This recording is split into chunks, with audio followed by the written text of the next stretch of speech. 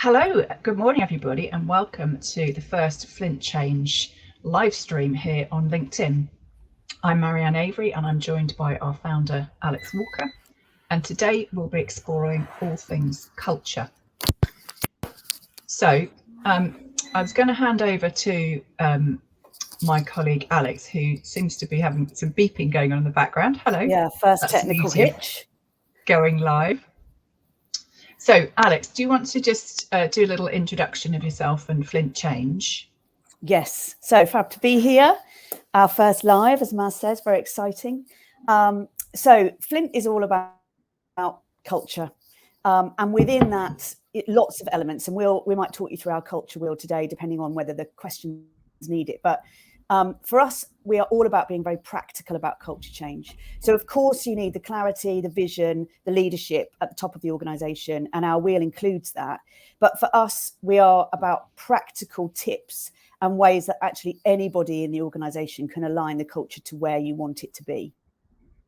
And that's really what we're going to talk about today. And the questions we've had are challenges that people are coming across around, I need to do something different that creates that shift. And our experience is that clients, in particular in HR teams and leadership teams, want to know how they go about creating that shift in a very practical way. Brilliant. Okay, well, our first question that has come in via email is, well-being is high on our agenda. How can we make that part of our culture? Yeah, so well-being is a big part of many of our clients' agendas at the moment, absolutely rightly. And one of the places we tend to start is with the CIPD 7 pillars. So that is about taking a really holistic approach to well-being. There's lots on LinkedIn at the moment around having free fruit or an extra break is not enough around well-being. And, that's very similar to our approach in terms of values. It's not okay just to have a poster on the wall. You've actually got to do something. You've got to be practical and you've got to create interventions that work for your people. And the CIPD the approach is lovely in that it's so holistic. So out of the 7 pillars, you've got things like health, obviously physical and mental health, but you've also got things like values and principles.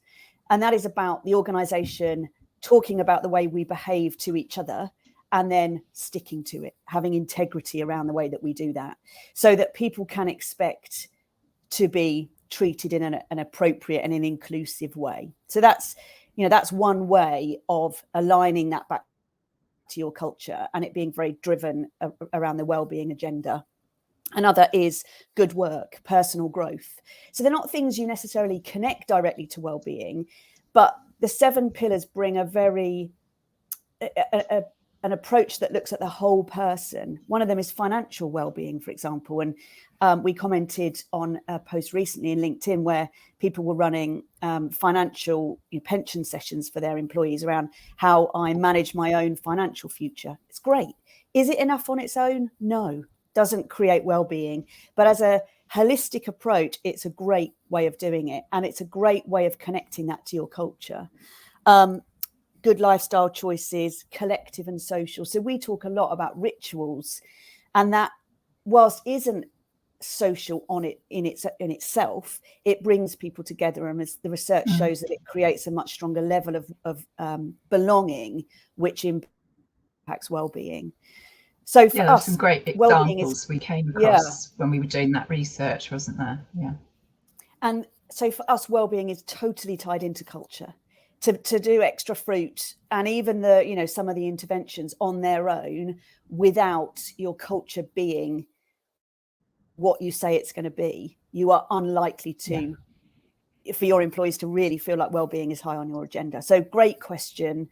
And for us, completely connected into that cultural piece. I'm going to move you on to the next question. So I'm just going to switch over. So the next one that's coming is somebody's asked, what steps can they take to help make their culture come to life? Another great question. We always get this question, don't we, Maz? It's I think that's again about people who they might have their culture clear, they might have the vision of what they want to achieve really clear, but actually moving towards making that different is really tough. So some practical tips from us, I guess, are things like initially have that clarity and vision. And it's not enough to email that out once and pop it on the intranet. It's this constant reinforcement. And Maz, you're our comms expert, and it's about that, communicating that in as many different ways, vehicles, mechanisms as possible. Things like values and behaviours. So we've done lots of work on this with clients recently, and we've seen some great results. So being really clear on what those values and behaviours are, and being clear that they're not just a set of words. They are the heart of the organisation, and they describe the way we behave towards each other within that organisation. And then probably more importantly, reinforcing that. So celebrating when people are living out those values and behaviours, and potentially for there to be consequences when they're not. So calling out where people aren't living that, and talking to a client. I think that's just as important. Absolutely. And that's the hard bit, right? We go in and do that nice, creating it, but actually for us, the exciting bit is embedding it with clients. So if you've got somebody who, if one of our values is we're positive about change, and actually when you make that change, somebody doesn't go with it and is very negative about it, then we need to address that, not dismiss them or shut them down, but understand why, bring them in, that talk to them about why the change is needed, so that you're constantly reinforcing that. Yeah. Other tips within that for us, which we think is quite unique in the Flint model, is things like measures and goals. So if you have a part of the culture that we say, for example, customer first, and in the customer service area, our measures and goals are all around the customer, but actually our measures and goals in the enabling functions are not about customer, you're unlikely to have a whole customer journey that focuses on the customer. So the example we often give is, if it takes finance 28 days to create a refund, but in the customer contact center, in that time, they've taken 4 calls from that customer about the refund, that you're unlikely, if you're in the customer service department, to feel like we're genuinely customer first. Yeah. So those measures and goals need to be really consistent across the piece. Okay. There's... I'm going to... there's lots of things on our wheel. Question. Yeah, do. And then we're happy to talk to anybody about the other elements of that wheel. But yeah. Okay. You know me, I'll chat for hours. Yeah, no, it's fine. Some next question is, I hadn't quite got it pasted in. Is somebody's asked about a hybrid working model, which I think is really interesting given the recent news. So let me just so while you're doing that, again, Maz, this always comes up on our webinars, doesn't it? Yeah. It's always the first question at the end is, we like what you said, but how do we translate that into a hybrid environment? And all of our clients currently are in a hybrid model of some form.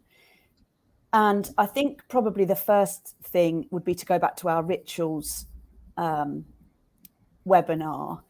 And rituals are an element on our ritual stories and are an element on our culture wheel. And we have a free resource actually on our website about rituals, which is our most popular downloaded resource. So if anybody wants that, then they can access it through there. But the rituals are a way of bringing people together. So the research shows that it boosts team performance. It increases likability within teams. Some of you might be less interested in that, but it does it. And it creates a sense of belonging and community, which is what a lot of our clients feel that they've been missing in this hybrid model. And the rituals can be hybrid. Much of the work we've done is about actually kind of anchor days or team days where you're bringing people into an office environment on their day in. And the rituals are on those days. Equally, you can run those rituals as a hybrid model. And we have lots of examples of them. One of our current clients, glorious clients, I hope you're watching, is they have created a global live series of communications. So each of their global sites comes online together. I admit that their time zones mean they can do that.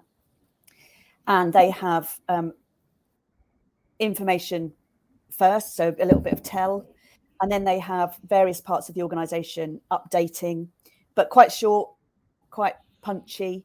And then they put people into breakout groups in a hybrid model, so all across the world. And they answer questions on what they've heard. They give their feedback. They create, creating this kind of two-way dialogue. And then that feedback comes back into that group and is followed up then in a newsletter, et cetera, et cetera. So for us, that's a really lovely ritual. Their challenge was increasing dialogue. They felt like their communications were going out and they were being lost into a black hole. And I know for you, that's a big part of what you do.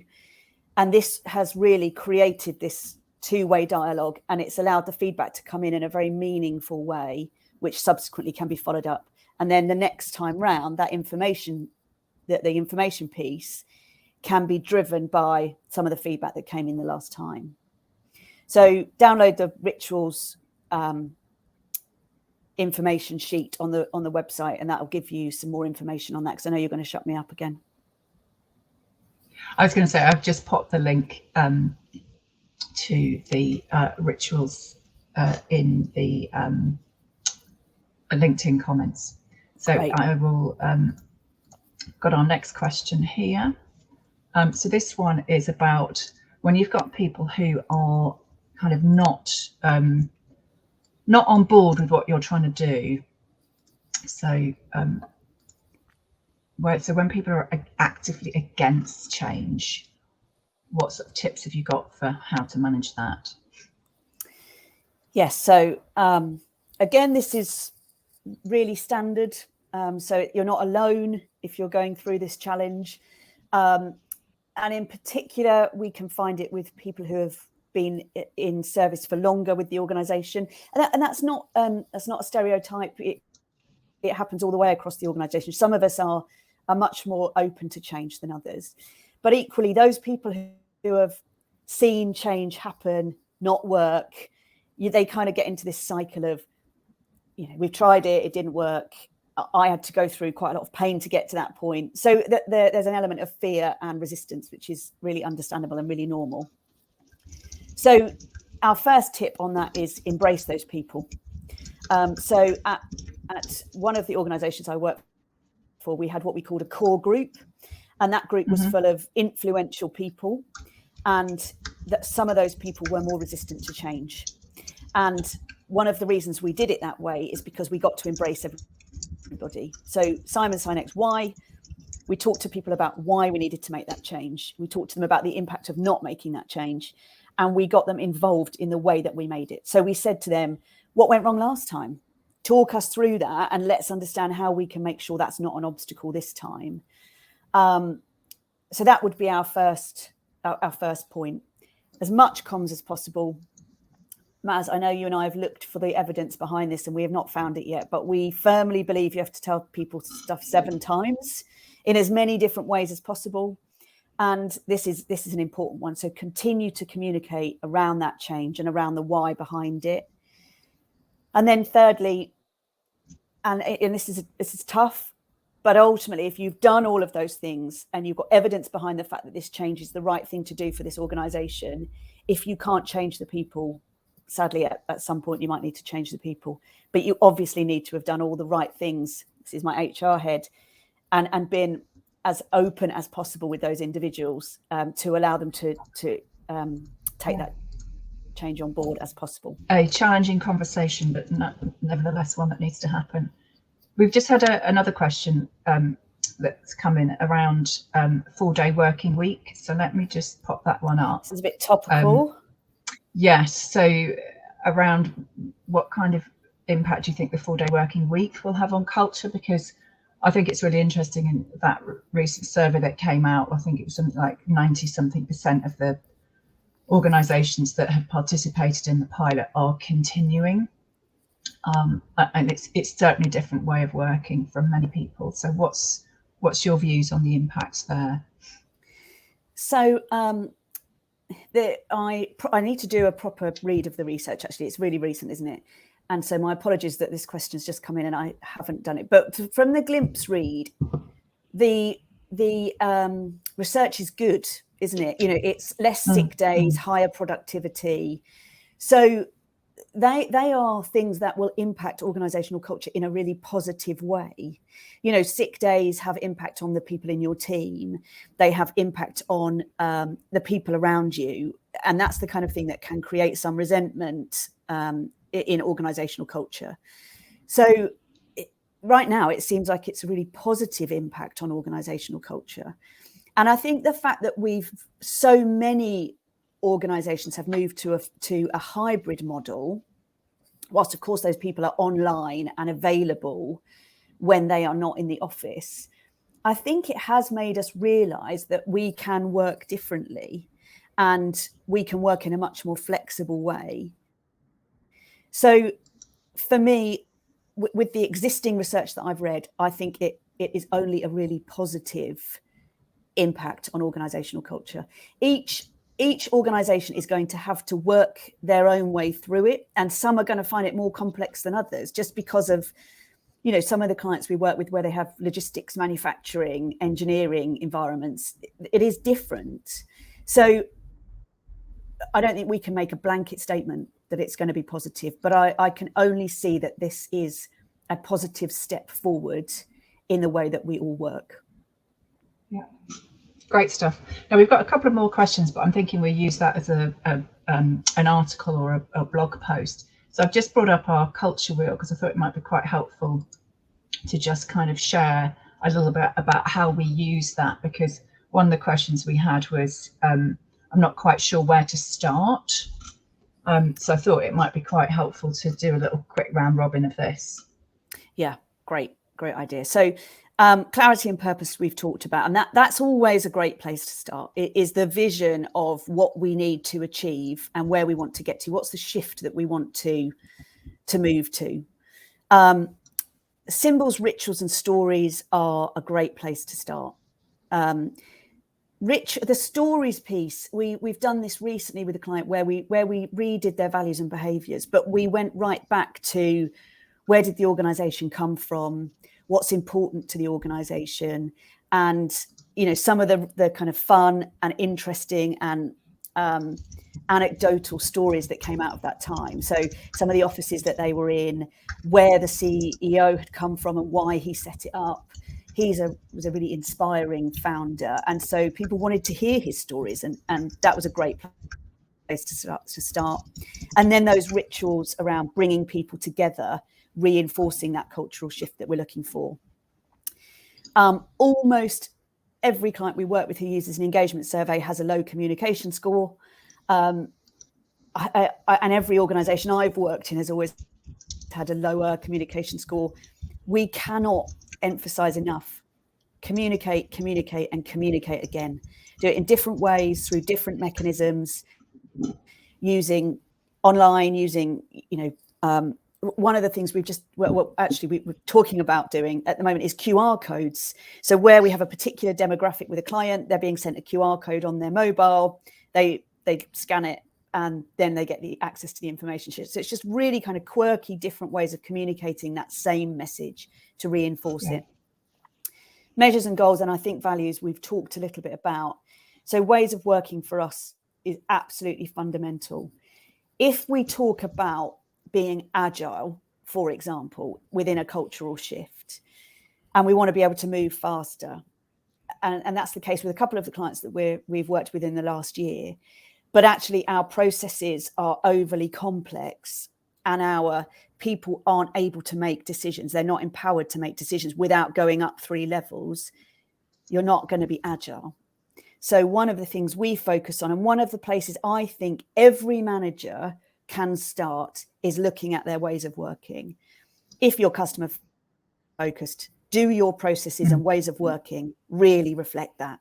And we talk a lot on LinkedIn about, what's something that you can do as a manager right now, regardless of what the leadership team are doing.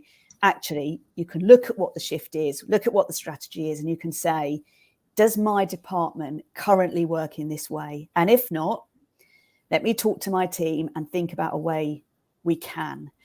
And Maz, you and I spend a lot of time doing culture audits, and we can never, ever get over how many ideas come from the people that we talk to. And I think go to your team, they will know what gets in their way, and you can make relatively simple changes to ways of working that will impact your culture. Yeah, and that's one of the things we include in our newsletter, isn't it? If you do one thing today, do this. So we're always sharing tips. So thank Absolutely. you for. You're welcome. Go on. No, I was going to say, you know, for me, everybody can make a difference. That's the beauty, and that's our approach at Flint. Is this very kind of pragmatic. Every small bit that you take impacts that wider shift. It's not up just to the leadership team. Exactly. Well, I was going to end us there. Thank you for your time this morning, Alex. It's been a great session.